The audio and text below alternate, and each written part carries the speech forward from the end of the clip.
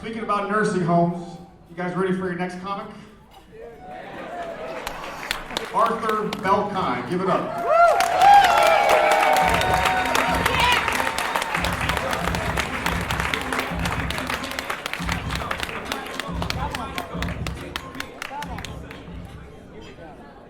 Hi, everybody. I have to tell you, I'm just so excited to be here tonight. Actually, I'm excited to be anywhere tonight. But I do want to take a moment, as Tony said at the start of the show, we all want to thank you so much for your support. It's so unbelievably important to all of us. But to be very honest, I think it's a lot more important to me. You may notice that I'm a little bit older than my colleagues, and my timeline for success is a little bit smaller. So you're a good crowd. I'm hoping you'll work with me tonight. And here's my plan. I skip the jokes, you go right to the laughter, and I can get the hell out of here and go home to bed where I belong. Thank you. At my age, I should be doing lie down, not stand up. If anyone has a chance of dying up here tonight, you're looking at them. That's why we made sure that Dr. Mike went before I did. I'm so old, I remember when the Dead Sea was sick. I can remember when rainbows were black and white. It's true. Okay. And how about this? I remember Preparation A.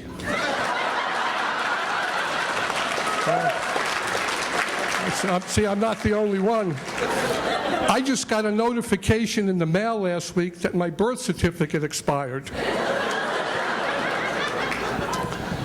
I'm so old, I can actually remember when the Congress did something.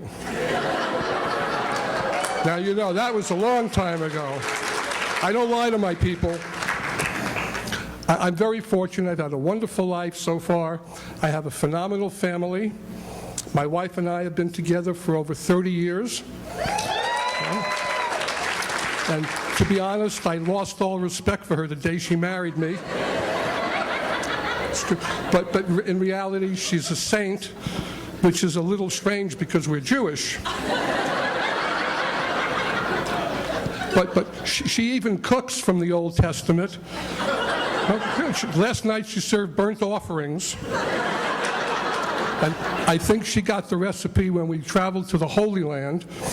Over the years, I've taken her to over 40 countries on 5 continents, and she's managed to find her way home every time. Thank you. No, she's wonderful. We never go anywhere without each other, and that way we don't have to kiss each other goodbye. We have 2 wonderful children. I have a son who's a cinematographer. He's a filmmaker. His name is Lucas. And the other day he said, "Hey, Dad, I have an idea. Would you like to star in a geriatric porn flick?" I said, I don't even have a pornograph. But I do have a 2010 Lincoln Pervertible. The top stays up and I go down.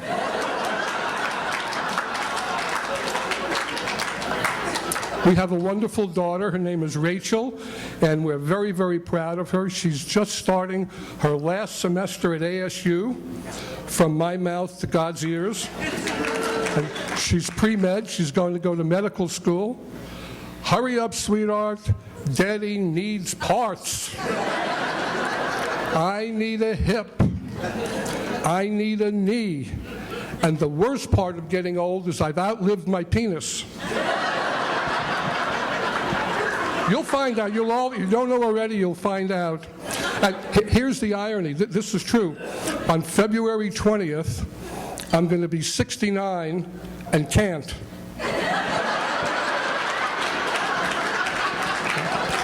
That's right. I had my 50th high school reunion last year. I was the only one that showed up. And I still couldn't win most popular.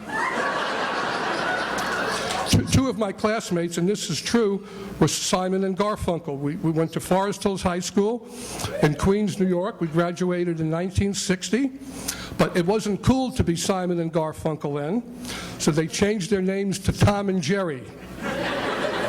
They had a big hit song. It was called Hey School Girl in the High School Sweater. And I still have trouble. They couldn't deal with being Jewish, but it was okay to become cartoon characters. I still don't get that. And then they kind of became a little famous after that. But things are so much different today. People don't talk. Back in the day, when I say back in the day, I'm talking about the 50s and the 60s. When today's youth talks about back in the day, they talk about May and June. You know, I have trouble when I hear 16-year-olds talking about back in the day. But I have a theory that if in 1876 Alexander Graham Bell invented texting and somebody came along 15 years ago and invented the landline, people would actually talk to each other. Nobody talks. I think I'm going to go blog. Oh, really? I'm going to tweet. Oh, I'm going to Skype. That's nothing.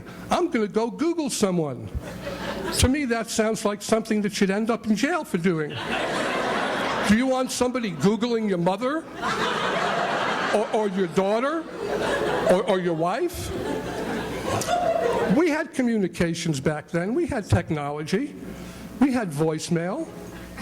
My mother used to stick her head out the window and go, "Hey, Arthur, get your ass home. It's time for dinner." That was voicemail. And I think I hear her calling me right now. So thank you very much, and thank you all for coming. God bless.